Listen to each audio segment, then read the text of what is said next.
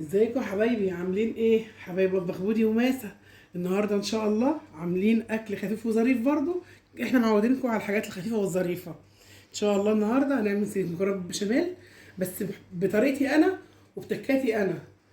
ان شاء الله هنقول مع بعض المقادير. اول حاجه دهنا الصينيه معاكم قالب سمنه.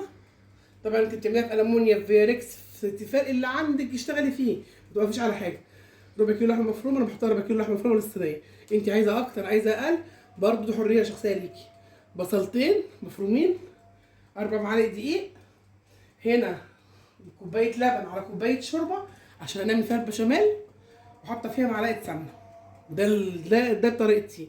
وكوبايتين ميه سلق مكرونه، كوبايه لبن، وجبنه موزاريلا للوش، وسلق المكرونه. ومع بعض بسم الله الرحمن الرحيم. ان شاء الله هنزل بالدقيق. دي المكرونه دي انا بعملها على البارد، ما بعملهاش بشاميل بالسمنه زي ما كنا بنعملها زمان. لا، الطريقه دي اخف واسهل وبتسهل عليكي وحلوه، وان شاء الله هتجربيها مش هتبطلي تعمليه من حلاوتها. امسكيها على البارد كده، وبعدين اخر حاجه لما الدقيق كله بيدوب بترفعيها على النار، ونبتدي ايه نقول واحده واحده، وهننزل لها اللبن عشان تبقى جميله كده وحلوه. هكمل تقليب فيها وارجع لكم واحده واحده برده معاكم اهو. جبت المضرب اللي بتشتغل بيه، بتفضلي تدوبي الدقيق فيه على البارد، وحاطين الفلفل الاسمر، وحاطين سنه بهارات والملح، واظبطي الطعم.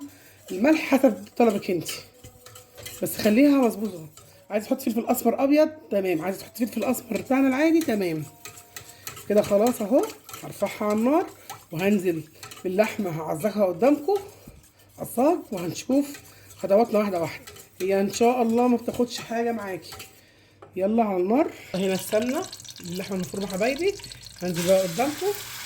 على فكره وممكن تكون اللحمه كميه اقل من دي كمان، وتكتري بخضار، بفلفل الوان، بالزيتون، بالحاجات بتاعتك، مش لازم يعني لحمه طبعا. ممكن تعمليها بالبانيه زي الجريسك كده. يعني انتوا شايفين الغلا، ما توقفيش حالك على حاجه اهو. من التانيه شغاله اهو معاكم. جربي الطريقه دي بقى، بتوفر لك وتسهل لك اهو يا حبايبي. هنحتاج دلوقتي هننزل ليها ونعمل البشاميل بتاعنا خطوه بخطوه. احنا دايما بنقول لعرايسنا اللي لسه متجوزين او البنات اللي لسه مبتدئين بيخشوا في المطبخ، دي حركاتنا ودي تكاتنا مع بعض، وما توقفيش حالك على حاجه. اللي عندك اشتغلي بيه واعمليه اهو. ايدي شغاله فيها، اللحمه حطاها على النار قدامك اهو. طالما حاطين شوربه مع اللبن مش محتاجه تحطي مكعب شوربه. طالما حاطه شوربه مع اللبن مش محتاجه تحطي مكعب شوربه تطعميه بيها. مش عندك، لا ما عندكيش شوربه، حطي اللبن وحطي مكعب شوربه عليه، وان شاء الله تبقى كويسه. هنزل بالبصل على اللحمه اهو قدامكم، وانا ضاربه في الكبه حبتين طماطم معاهم قرن فلفل اخضر كده سبايسي، بيديها طعم حلو وريحه حلوه اهو حبايبي قدامكم. طبعا كلنا بنعرف نعمل اللحمه دي، بس احنا برضو خطوه خطوه مع بعض. قلنا برضو عشان العرايس وعشان البنات وشايفين كل حاجه قدامهم. كلنا شاطرين وكلنا بنعرف نعمل الحمد لله، بس احنا بنقول عشان عرايسنا يبقى كل حاجه قدامهم خطوه بخطوه اهو. البشاميل اللي قدامك اهو، ما تعطليش حالك على حاجه. هيبتدي يلف معانا. هجيب اهو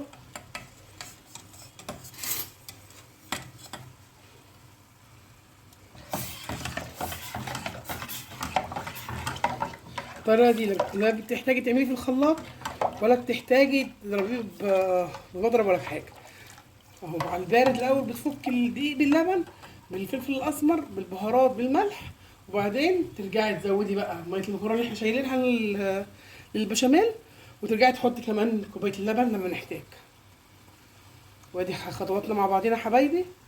واللحمه اهي قدامكم على النار. مش هنزل لها بفلفل اسمر ولا حاجه دلوقتي، شويه كده. هي ريحتها حلوه جميله كده وهي بتتعمل. واحط لها حته توم صغيره تفحم معانا زياده برده الطعم. اهي يا حبايبي، شوفوا بدات تلف ازاي اهي. شويه ميه المكرونه المنشا دي بتخليها معاكي تحفه. جربها بطريقتي ومش هتندمي ابدا. هننزل بالميه، ميه المكرونه اهي قدامكم حبايبي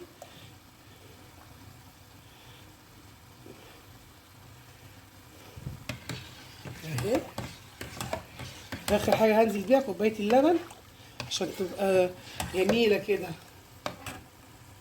اهي يا حبايبي، هتبقى جوسي معاكي كده وجميله اهي. وتقطعيها، والله احنا بالنسبه لاولادي بيحبوا ياكلوها وهي بتخرج من الفرن. ممكن تعملها صوص صلصه جنبيها كده، او تجيب كاتشب. اوريك قبل كده الكاتشب بيجي بيتعمل ازاي. عايزاه في الانجاز ومثلا مش عايز تعمليه، ممكن تجيبي بكاوي اللي هي الصغيره كده بالجنيه دي برده وتشغلي حالك اهي يا حبايبي. بصوا شوفوا بدات تتقل معانا ازاي اهي.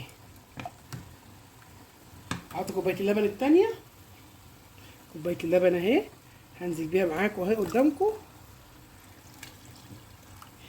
اهي يا حبايبي. كله خطوه بخطوه معاكم اهو مع بعض. شوف شكلها جميل ازاي. والملح بتاعها كمان مظبوط. انا كنت حاطه الملح حسب الرغبه، والشوربه كان عندي في الفريزر طلعتها اشتغلت بيها برده، كان الشوربه مظبوطه فتمام قوي كده. ما عندكيش شوربه وهتحطي لبن صافي، يبقى تحطي مكعب شوربه علشان يديها طعم ويطعمها كده ويخليها حلو اهو يا حبايبي. من غير ما تحمري الدقيق الطريقه بتاعت زمان، ولا تاخدي مجهود والدقيق يبزغل منك ولا الكلام ده كله، لا اعمليها على البارد وصدقيني حاجه تحفه. عندك زيتون عايز تحطيها مع الجبنه الموتزاريلا على الوش حطي، ما عندكيش اكتفي بالجبنه الموتزاريلا بس كفايه، لان انا برضو ما بدخلهاش بيض. دي طريقتي انا، جربيها وقولي عليها ايه رايك فيها اهي. خطوه بخطوه معاكم. وهنعمل جنبيها ممكن تحمري بطاطس، ممكن تعملي طاجن بطاطس فاضي كده. انا بالنسبه لي ولادي بيحبوا برضو جنبها بطاطس الفرن فاضيه ما فيهاش حاجه. احنا دخلنا برضو مكون النهارده لحمه، يعني مش هندخل لحوم في كل حاجه النهارده، كفايه مكون واحد. انتوا عارفين الظروف الاقتصاديه برضو، احنا اخر الشهر ويعني نقول اكل اخر الشهر برضو. دي حبتين الطماطم اللي انا عملتهم بقرن الفلفل الحار وانزلها تتسبك مع اللحمه، وبعدين هنشوف هنعمل ايه تاني. لغايه كده تمام قوي، ماشيين مع بعض خطوه بخطوه حلوه قوي كده. يعني المكرونه بالبشاميل اللي مش عقبه وما بتاخدش حاجه، وجميله جدا وسهله جدا ان شاء الله. كل حاجه مع بعض تبقى سهله اهو. هنسيبها تتسبك مع بعض ونرجع لبعض تاني مش هنطول عليكم الفيديو. انا بس وريتكم بتتعمل ازاي. طبعا لما تتسبك هتبقى قدامكم دلوقتي ان شاء الله. والبشاميل اهو انا اهو خلاص كده خلصته، جميل جدا اهو بيتكلم عن نفسه قدامكم حبايبي اهو. سيبوه يستهدى عشان نشتغل بيه. انا خدت معلقه بشاميل قلبتها على المكرونه بالشكل ده اهو، وهجيب الحله قدامكم اهو، وهعمل طواجن صغيره 2 لاولادي هما بيحبوها اهي، زي اللي بتشتريه من بره. ان عندك اعملهم افكار حلوه وفرحيهم برضه وانت كده كده شغاله، يعني ما تعملهمش حاجه زياده.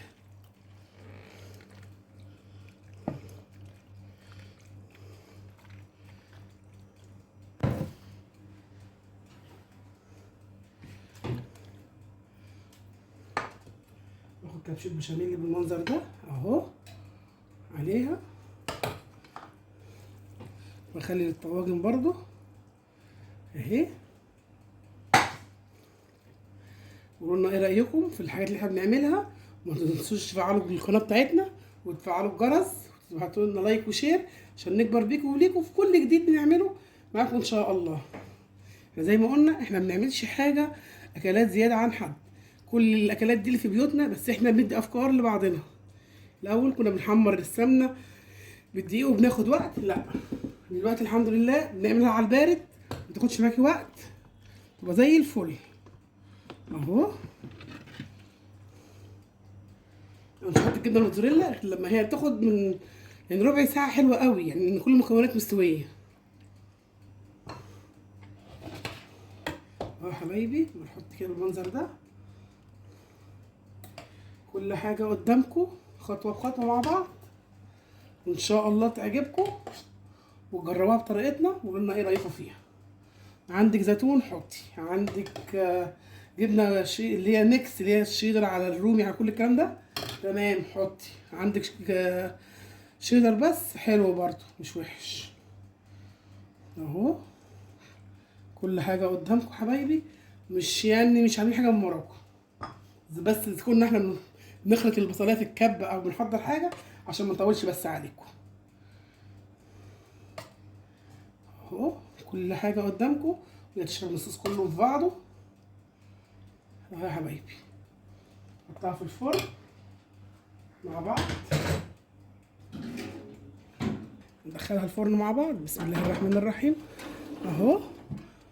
وشغيل الفرن قبلها نقول ايه 10 دقايق ربع ساعه كتير جدا وهنطلعها. دلوقتي بقى هحط الجبنه موتزاريلا وهي داخله كده هتاخد اللون، عشان ما بحبش احطها في الاول عشان ما تنشفش وتبقى حلوه اهي قدامكم يا حبايبي. كل حاجه خطوه بخطوه وهتبقى قدامكم تحفه دلوقتي فنيه على فكره. والجبنه برضو الموتزاريلا كان عندي بواقي، بعت اشتريت حاجه مخصوص. هرجع ادخلها تاني بالمنظر ده قدامكم اهي جدا. والجبنه الموتزاريلا بحطها قبل ما تخرج ب3 دقايق او 4 دقايق، وقولوا لنا ايه رايكم. صينيه مكرونه ولا احلى ولا اروع من كده، ريحه وطعم وشكل. قولوا لنا ايه رايكم. وقلت لك دايما البيركس طلعي على فوطه علشان الرخامه ساقعه، عشان لا قدر الله ما يحصلش حاجه للطاجن بتاعك. قولوا لنا ايه رايكم، وما تنسوش تدعموا القناه بتاعتنا، جرس ولايك وشير عشان نكبر بيكم وليكم. والسلام عليكم ورحمه الله وبركاته.